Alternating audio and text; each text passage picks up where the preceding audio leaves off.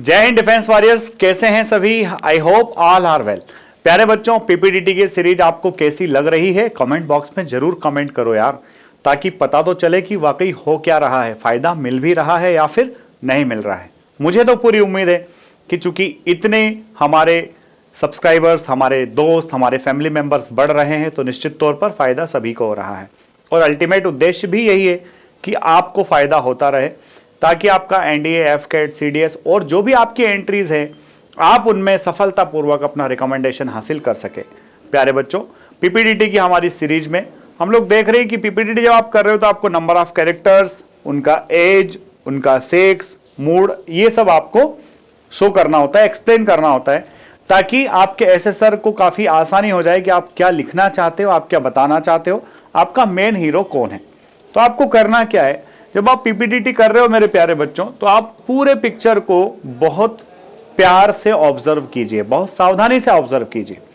सिर्फ आपका फोकस एक सेंट्रल कैरेक्टर ही नहीं होना चाहिए, बस कि उस सेंट्रल कैरेक्टर के आसपास जो आपका बैकग्राउंड है, वो बैकग्राउंड भी आपको अच्छे से ऑब्जर्व करना है। क्यों? क्योंकि जब हम सिर्फ व्यक्ति को देखते हैं तो व्यक्ति के हिसाब से ही स्टोरीज, इमेजिनेशन, थॉट्स हमारे दिमाग में आते हैं, पर जब हम बैकग्राउंड देखते हैं तो बैकग्राउंड ही वो चीज है जो पूरी स्टोरी का प्लॉट हमारे सामने क्रिएट कराता है। उसके बाद में आपने आपका जो मेन हीरो चुना है, उस हीरो का एज, सेक्स और मूड आपको लिख करके सर्कल जरूर कर देना है, ताकि एसेसर को समझ में आ जाए कि इसका जो मेन हीरो है वो क्या कर रहा है। साथ में आपको अपनी एक लाइन में थीम भी लिख देना है। ये आपके एसेसर के काम को आसान करेगी। पर सबसे काम आसान तब होगा जब आपके दिमाग में एक अच्छा थॉट आएगा, एक अच्छा विचार आएगा। तो चलिए उस अच्छे थॉट और अच्छे विचार के लिए हम आज की अपनी पिक्चर को देखते हैं। तो ये पिक्चर आपके सामने है, पिक्चर आप लोग देखिए बेटा आराम से।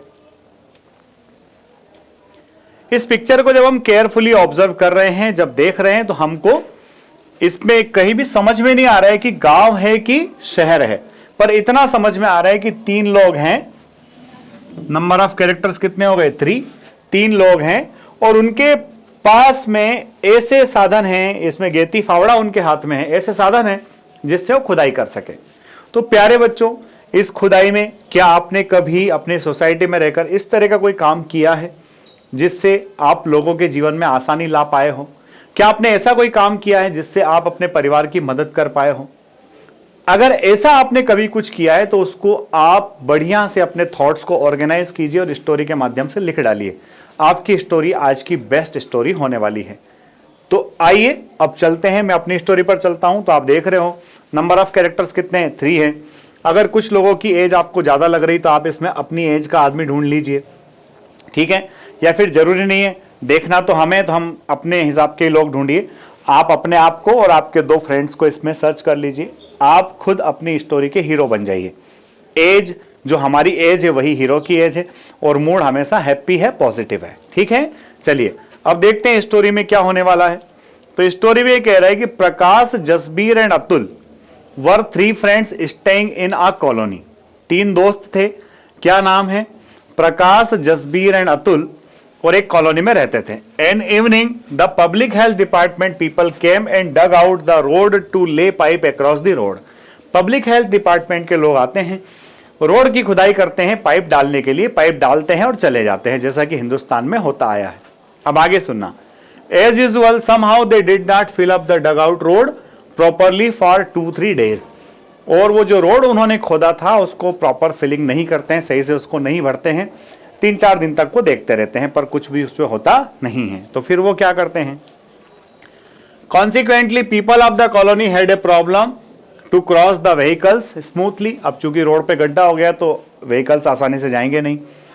Even 1 or 2 met accident during night time, और रात के समय तो एक आध लोग गिर भी जाते हैं। Then Prakash convinced his friends why not to level the road with their own efforts. तब वो देख लेते भाई कि ठीक है, सरकार का काम था गड्ढा खोद के पाइप डालना, और गड्ढा खोद के पाइप तो डाल गए हैं, पर अब इसको सही से भरने वाला कोई शायद आने वाला नहीं है। तो उन्होंने कहा कि चलो हम ही भर देते हैं। तो प्रकाश और उसके दोनों दोस्त मिलकर के गड्ढे को भर देते हैं। All 3 friends took picks and shovels and dug out raised earth around and filled up the unfilled up patch of the road. और जो कुछ खुदाई था, जो उभरा हुआ मिट्टी वहां पर था, उसको खोद के वो गड्ढे में डाल देते हैं, गड्ढे का पेचअप हो जाता है। People appreciated Prakash and his friends, लोग जो है प्रकाश और उसके दोस्तों को अप्रिशिएट भी करते हैं। Next day Prakash approach the PWD to level up the road with concrete, चूंकि रोड खोदा था, गड्ढा था, प्रकाश और उसके दोस्तों ने क्या कर दिया था, मिट्टी की भराई तो कर दी थी, लेवल तो कर दिया था, पर कंक्रीट करना है तो पीडब्ल्यूडी से अच्छा कोई ऑप्शन नहीं है ना। PWD played up quickly this time, तो उस समय तो वो जो है गड्ढा खोद के चले गए थे बिना भरे, पर इस बार प्रकाश ने कि भाई जितना मेरे से हो सकता था उतना मैंने कर दिया है, बचा हुआ काम आपको करना है, अगर आप करा देंगे तो बड़ी मेहरबानी होगी। तो पीडब्ल्यूडी भी अपना काम आसानी से कर देता है। तो देखिए, जरूरी नहीं है कि हर आदमी बॉर्डर पर जाकर के लड़े, आप अपने आसपास की चीजों को देख करके, अपने आसपास की चीजों में कंट्रीब्यूट करके अपनी पर्सनालिटी को डेवलप कर सकते हो, and this is the best and easiest way. अगर आपको ये सीरीज अच्छी लग रही है तो लाइक शेयर सब्सक्राइब करना ना भूलें। एसएसबी वर्ल्ड के टेलीग्राम चैनल से जरूर जुड़ें, ताकि आपको एसएसबी से रिलेटेड जो प्यारी प्यारी शानदार इंफॉर्मेशन है वो समय रहते मिलती रहे, आपके रिकमेंडेशन का रास्ता आसान हो जाए। जय हिंद, जय भारत, इंकलाब जिंदाबाद, भारत माता की जय।